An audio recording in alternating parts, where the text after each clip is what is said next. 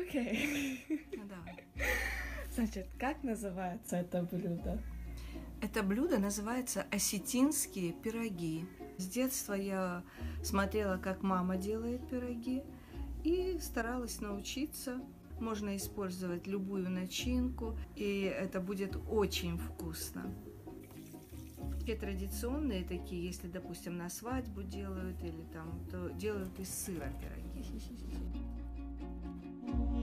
Лет в 15-16 мне помогала мама, объясняла, и мне понравилось.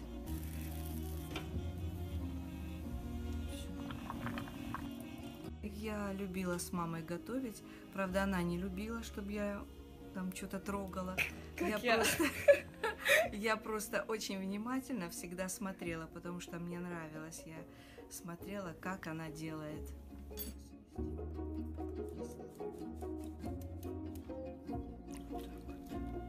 Потом делают еще картофчин, называется, пополам сыр и картофель. Картофель-пюре. Насыпай сыр. Когда надо это блюдо готовить? Когда надо готовить, ты можешь готовить его хоть каждый день.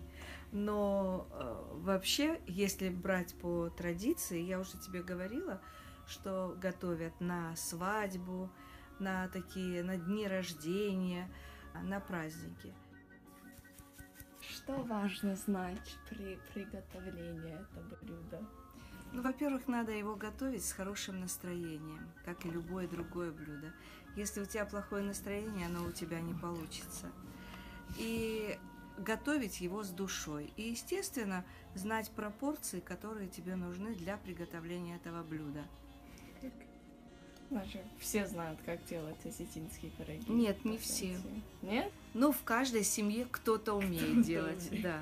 Кто-то умеет, а кто-то не умеет. Вот сейчас ты же тоже уже умеешь делать эти пироги. Ну, не знаю. Ну, как не знаю, зато я знаю, что ты уже умеешь. У тебя очень хорошо получились они.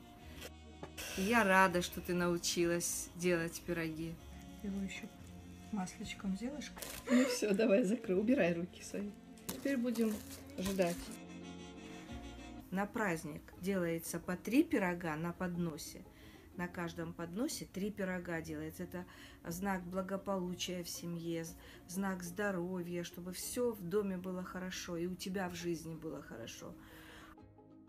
А если это поминальный пирог, то делают только 2 пирога. Делают Богу и делают земле, потому что человек не видит солнца, он в темноте лежит, в подземном царстве. То есть для подземного царства и для Бога. То есть 3 пирога ты делаешь на здоровье, на то, чтобы семья жила хорошо, чтобы никто не умирал, и чтобы все жили счастливо и не болели. А ты все просто знаешь? Или к тебе тоже мама все это рассказывала? Как ты все? Ну как, это же с детства все рассказывается. Если ты живешь в какой-то, вот допустим, у тебя знания откуда появляются? Из твоей семьи. Правильно? Тебя в семье изначально обучают чему-то, потом тебя школа учит, и друзья твои учат. Мы жили в Осетии, и там существуют определенные традиции, и ты выполняешь эти традиции. Сильно забивать нельзя, а то будет невкусно. Все, и теперь накроем. И пусть постоят еще минут. И есть еще такие тоже традиции, тоже пекутся пироги. Если, допустим, кому-то надо построить дом или сделать что-то, все село собирается, и все люди приходят на помощь, помогают, пироги их угощают за то, что они пришли, оказали помощь. И есть такой осетинский нартский эпос. Нарты – это название древней Осетин.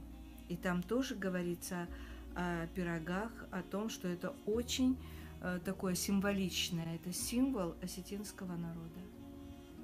Аккуратно, не спеши, вот видишь. И вот так равномерно, вот отсюда начинаем, чтобы оно шло по... Вижу, вот дырочку сделай, этот шарик уйдет. Только кружочек красивый сделай.